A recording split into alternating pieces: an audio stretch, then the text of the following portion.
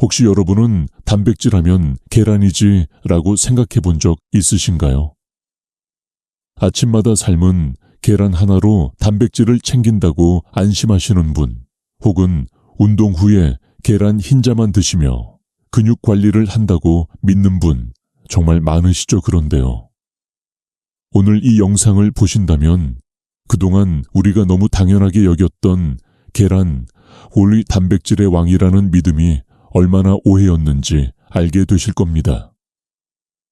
사실 계란은 좋은 식품이긴 하지만 단백질 함량만 놓고 보면 계란보다 3배 많게는 5배 이상 풍부한 식품들이 우리 주변에 꽤 많이 있습니다. 그런데도 대부분의 사람들이 잘 모르고 있죠. 특히 60세 이상이 되면 몸은 점점 근육을 잃고 쉽게 지치며 무릎이나 허리 통증이 잦아지기 시작합니다. 이게 단순히 나이 때문이 아니라 오랜 시간 잘못된 단백질 섭취 습관에서 비롯된 문제라는 사실 알고 계셨나요? 오늘 영상에서는 계란보다 훨씬 뛰어난 단백질 식품 이름까지를 소개해 드릴 뿐 아니라 실제로 단백질 부족으로 고생하던 한 60대 여성의 이야기를 통해 식단 하나가 얼마나 큰 변화를 만들 수 있는지도 함께 확인하실 수 있습니다. 자, 여기서 잠깐 혹시 지금도 나는 계란이면 충분한데 라고 생각하고 계신 분들은 댓글에 숫자 1을 좀 더 좋은 단백질이 궁금하다고 느끼신 분들은 숫자 2를 적어주세요. 여러분의 댓글은 저희에게 정말 큰 도움이 됩니다. 그리고 혹시 아직 이 채널을 구독하지 않으셨다면 지금 구독 버튼 꾹 눌러주시고 좋아요도 한번 부탁드릴게요. 여러분의 관심 하나하나가 저희가 더 깊고 정확한 건강 정보를 전하는데 큰 힘이 됩니다. 그럼 지금부터 본격적으로 계란보다 강력한 단백질의 세계로 함께 들어가 보겠습니다.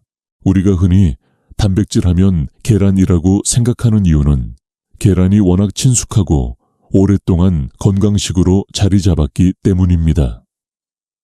실제로 계란 한 개에는 약 10끼 정도의 단백질이 들어 있습니다. 하지만 이 수치를 기준으로 삼았을 때 우리 주변에는 계란보다 단백질이 2배에서 많게는 5배 이상 풍부한 식품들이 꽤 많습니다. 게다가 이 식품들은 노년기에 필요한 다른 영양소까지 함께 제공해 줄 수 있어서 훨씬 더 유익하죠. 예를 들어 황태는 대표적인 고단백 저지방 식품입니다. 잘 말린 황태 100개는 무려 75g 이상의 단백질이 들어있고 소화도 잘 되기 때문에 위장이 약한 어르신들에게 특히 좋습니다. 실제로 강원도 평창에 사는 70대 김말순 어르신은 치아가 좋지 않아 고기 섭취가 어려웠지만 황태국을 아침마다 끓여 드시면서 체력이 눈에 띄게 회복되었다고 합니다. 다음은 두부입니다. 많은 분들이 두부는 단백질보다는 그냥 부드러운 반찬 정도로만 생각하시지만 사실 두부 한 모에 들어있는 단백질 양은 약 20g 내외로 계란 3개에 해당하는 수준입니다. 특히 위에 부담이 없고 식감이 부드러워 논영이 단백질 식단에 자주 활용됩니다.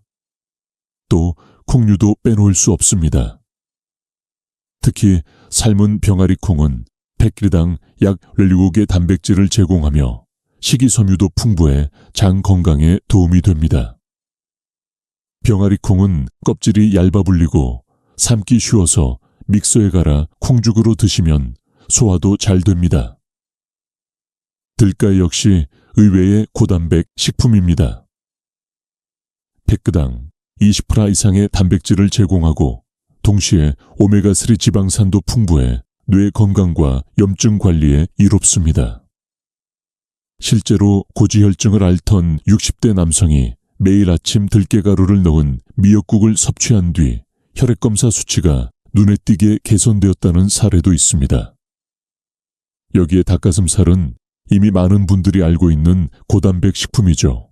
100g당 24g 이상의 단백질을 제공하며 지방 함량이 적어 체중 조절 중인 분들께도 적합합니다. 단 너무 퍽퍽하게 드시는 것보다는 채소와 함께 볶거나 삶아 부드럽게 조리해 드시는 것이 좋습니다. 마지막으로는 그릭 요거트를 추천드립니다. 일반 요거트보다 단백질 함량이 이후 3배 많고 동시에 유산균까지 제공되기 때문에 소화 기능이 떨어진 어르신들께 매우 유용합니다. 하루 한 컵에 그릭 요거트를 간식이나 저녁 대용으로 드시면 부족한 단백질도 보충하고 장 건강도 챙길 수 있습니다. 이처럼 계란만 고집하지 않고 다양한 식품을 적절히 활용한다면 노년기의 근육 유지와 건강 관리를 훨씬 효과적으로 할 수 있습니다. 중요한 것은 뭘 먹느냐도 있지만 그걸 얼마나 자주 내 몸에 맞게 먹느냐라는 점이죠. 많은 분들이 단백질이 중요하다는 건 알지만 실제 식단에 어떻게 반영해야 할지는 막막하다고들 하십니다. 특히 60세 이후에는 식욕이 줄고 소화력도 떨어지기 때문에 그냥 무작정 고단백 식품만 먹는다고 해서 효과를 보긴 어렵습니다. 그래서 오늘은 아침, 점심, 저녁, 그리고 간식까지 하루 4끼를 기준으로 어떻게 균형 잡힌 단백질 식단을 구성할 수 있는지를 실제 예시를 들어 자세히 설명드리겠습니다. 먼저 아침입니다. 공복 상태에서 위가 민감할 수 있기 때문에 부드러우면서도 소화에 부담 없는 단백질 식품이 좋습니다. 예를 들어 들깨가루를 듬뿍 넣은 미역국 한 그릇에 밥 반 공기, 그리고 반찬으로는 두부조림과 삶은 병아리콩을 함께 드시는 방식입니다.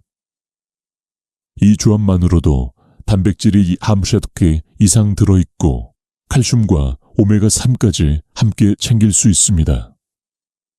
아침에 시간이 없거나 입맛이 없으신 분들은 그릭 요거트 한 컵에 견과류 한 스푼, 그리고 삶은 달걀 하나만 드셔도 좋습니다. 다음은 점심입니다. 점심은 하루 중 가장 많은 에너지가 필요한 시간대이므로 단백질과 함께 복합 탄수화물, 섬유질까지 함께 챙기는 것이 중요합니다. 대표적인 예로는 닭가슴살 채소볶음과 현미밥 곁들여 먹을 수 있는 된장국, 그리고 후식으로는 간단한 두유 한 잔을 추천드립니다. 이 조합은 근육 유지에 필수적인 아미노산과 장 건강에 좋은 식이섬유, 그리고 식물성 단백질까지 고루 들어있어 어르신들께 이상적입니다. 저녁은 가볍게 드시되 하루의 단백질 섭취를 마무리하는 역할을 하므로 소량이라도 단백질을 꼭 포함하는 것이 중요합니다. 예를 들어 황태계란찜과 채소나물, 그리고 보리밥을 반 공기 정도 드시는 방식이 좋습니다. 황태는 단백질 흡수가 빠르고 계란은 황태의 맛을 부드럽게 잡아주기 때문에 소화도 편안합니다. 마지막으로 간식입니다.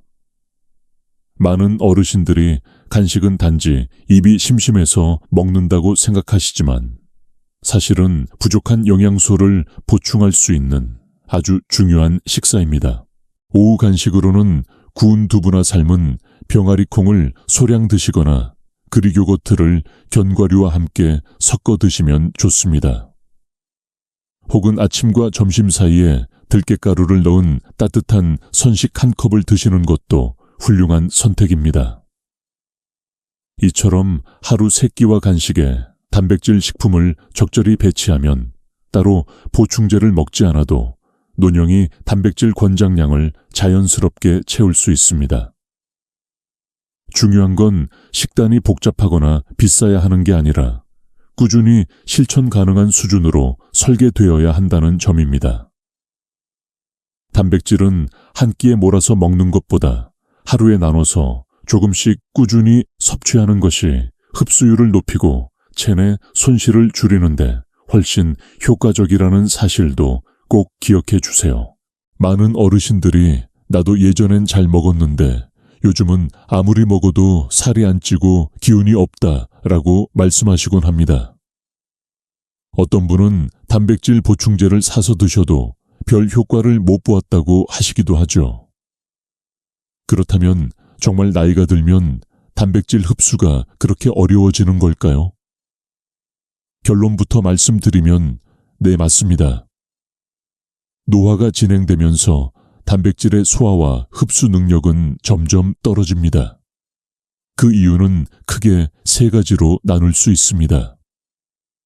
첫 번째는 위산 분비 감소입니다. 나이가 들수록 위장의 산도가 낮아지면서 단백질을 처음 분해하는 위산과 소화효소의 분비량이 줄어듭니다. 이는 고기나 생선 같은 동물성 단백질뿐 아니라 콩이나 두부 같은 식물성 단백질의 분해도 늦추게 되죠. 두 번째는 근육 내 단백질 합성률의 감소입니다. 60세를 넘기면 식사에서 똑같은 양의 단백질을 섭취해도 젊었을 때보다 실제 근육으로 전환되는 비율이 낮아집니다. 그래서 노년기에는 오히려 젊을 때보다 더 많은 양의 단백질을 꾸준히 섭취해야 근육량을 유지할 수 있습니다. 세 번째는 음식물 섭취 패턴의 변화입니다. 많은 어르신들이 식욕 감소 치아 문제, 소화불량 등의 이유로 하루에 2끼만 드시거나 주로 탄수화물 위주의 식사를 하시는 경우가 많습니다. 실제로 필자가 만난 한 70대 여성은 아침엔 간단한 식빵 한 조각, 점심엔 국수, 저녁엔 김치찌개에 밥 한 공기 정도로 하루를 보내시고 있었습니다. 문제는 이런 식단 속에 단백질은 거의 없다는 것입니다. 그 결과는 반복되는 어지럼증, 무릎 통증, 탈모, 그리고 최근엔 넘어져 고관절, 골절까지 겪게 되셨습니다. 결국 병원에서 진단받은 건 단백질 영양 결핍이었죠. 이처럼 단백질을 충분히 섭취하고도 흡수가 잘 안 되는 이유는 단순히 나이가 들어서가 아니라 소화기관의 기능 저하와 잘못된 식습관이 겹쳐지기 때문입니다. 특히 단백질을 한 번에 많이 먹는 것보다는 하루에 3, 4회로 나누어 섭취해야 흡수율이 훨씬 높아집니다. 그리고 흡수를 돕기 위한 식사 구성도 매우 중요합니다. 이 부분은 다음 파트에서 자세히 설명드릴 예정이니 꼭 끝까지 함께 해주세요. 단백질이 부족하다고 하면 많은 분들이 나는 고기랑 생선도 자주 먹고 밥도 잘 먹는데 설마 내가 부족하겠어 라고 생각하실 겁니다. 하지만 단백질 결핍은 생각보다 더 흔하고 특히 60세 이상 어르신들 사이에서는 자주 발견되지만 스스로는 잘 모르는 경우가 많습니다. 왜냐하면 그 증상이 너무 평범하고 쉽게 다른 이유로 착각하기 때문입니다. 예를 들어 아침에 일어났을 때 유난히 피곤하고 몸이 무겁거나 계단을 오를 때 다리에 힘이 풀리거나 자주 어지럽고 멍한 느낌이 들 때, 심지어 밥을 먹었는데도 입맛이 없고 쉽게 배가 꺼질 때도 사실은 단백질이 부족하다는 신호일 수 있습니다. 피부가 푸석해지고 상처가 잘 아물지 않거나 머리카락이 갑자기 많이 빠지는 것도 마찬가지입니다. 제가 실제로 상담했던 한 68세 남성분의 사례를 말씀드려 보겠습니다. 이분은 은퇴 후 특별히 병이 있는 것도 아니고 식사도 잘 챙겨 드신다고 생각했지만 몇 달 전부터 자주 무릎이 시리고 밤에 다리가 저려 잠을 설치기 시작했다고 합니다. 처음에는 관절 문제인 줄 알고 정형외과를 다니셨지만 뚜렷한 이상이 없다는 진단을 받고 영양 검사를 해본 결과 단백질 수치가 정상 하한선보다 훨씬 낮게 나왔습니다. 문제는 식습관이었는데요. 아침은 대부분 건너뛰고 점심은 국수나 김밥 같은 가벼운 외식, 저녁은 밥에 김치찌개 정도로 간단히 드시는 날이 많았다고 합니다. 고기나 생선은 특별한 날 외에는 거의 드시지 않았고 나물이나 반찬 위주의 식사가 대부분이었습니다. 이후 식단을 바꾸어 단백질 섭취량을 하루 60g 이상으로 늘리고 간식으로는 그릭요거트나 삶은 병아리콩을 챙기셨고 하루 2끼 식사를 3끼로 나누어 섭취하게 조정한 결과 2달이 채 지나기도 전에 체력이 눈에 띄게 좋아졌고 밤잠도 편하게 주무실 수 있게 되셨습니다. 이처럼 단백질 부족은 겉보기에는 작은 증상으로 시작되지만 시간이 지나면 낙상 위험 면역력 저하, 회복력 저하로 이어지며 삶의 질을 급격히 떨어뜨릴 수 있습니다. 특히 노년기에는 근육량 감소가 빠르게 진행되기 때문에 단백질은 단순히 영양소가 아니라 생존을 위한 기본 재료라고 생각하셔야 합니다. 그러면 도대체 얼마나 어떻게 먹어야 제대로 흡수되고 효과를 볼 수 있을까요? 다음 파트에서는 단백질을 다른 영양소들과 어떻게 조합해야 흡수율을 높일 수 있는지 구체적으로 알려드리겠습니다. 많은 분들이 단백질은 그냥 많이 먹기만 하면 된다고 생각하십니다. 하지만 아무리 단백질이 풍부한 음식을 먹어도 몸에서 제대로 흡수되지 않으면 아무 소용이 없습니다. 특히 60세 이상 고령자에게는 흡수율을 높이는 식사 습관이 정말 중요합니다. 그럼 어떻게 해야 단백질이 더 잘 흡수될까요? 답은 의외로 단순합니다. 바로 다른 영양소들과의 궁합을 잘 맞추는 겁니다. 첫 번째로 비타민 B군, 특히 비타민 B6와 B12는 단백질이 아미노산으로 분해되고 몸속에 흡수되도록 돕는 핵심 조력자입니다. 예를 들어 단백질이 풍부한 두부나 닭가슴살을 먹을 때는 시금치나 브로콜리, 달걀 노른자 같이 비군이 풍부한 식품을 곁들이면 훨씬 효율적으로 흡수됩니다.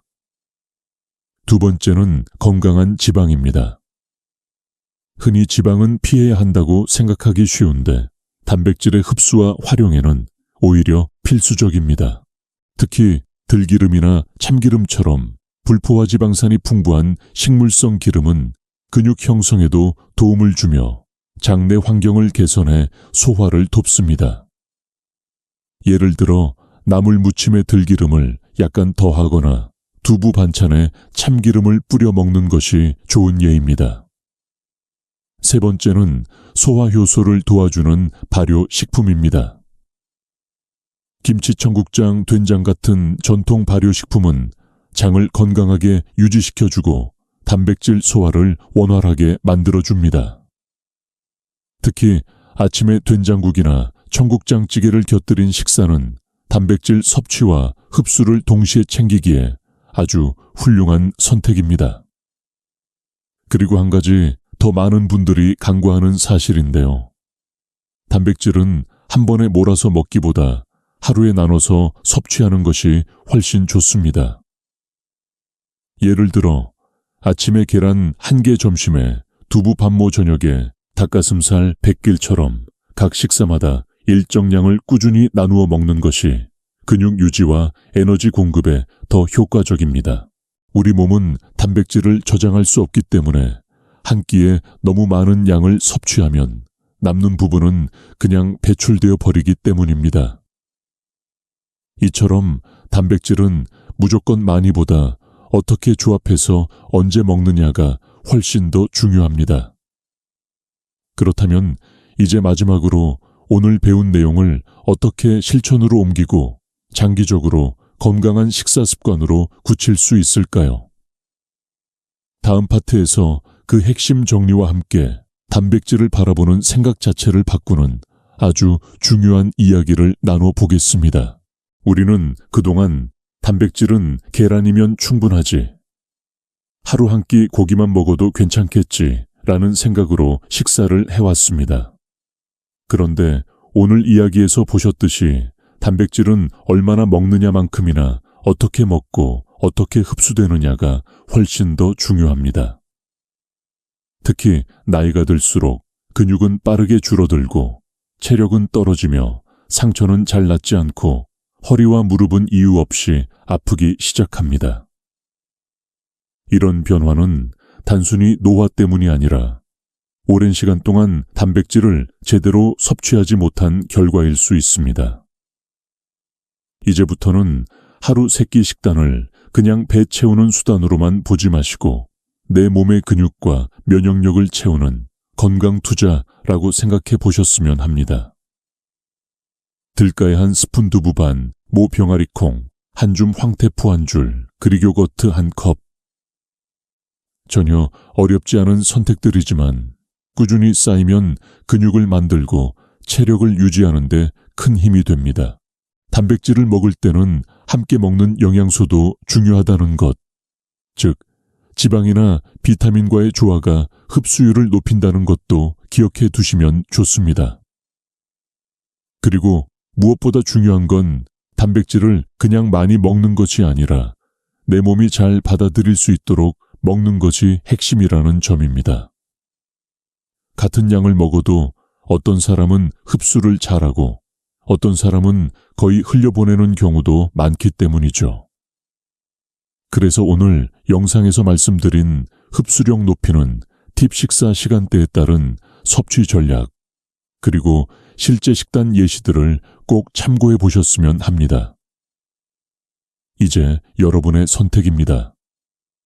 지금부터라도 내 식단을 돌아보고 내가 할 수 있는 변화 하나만 실천해 보세요.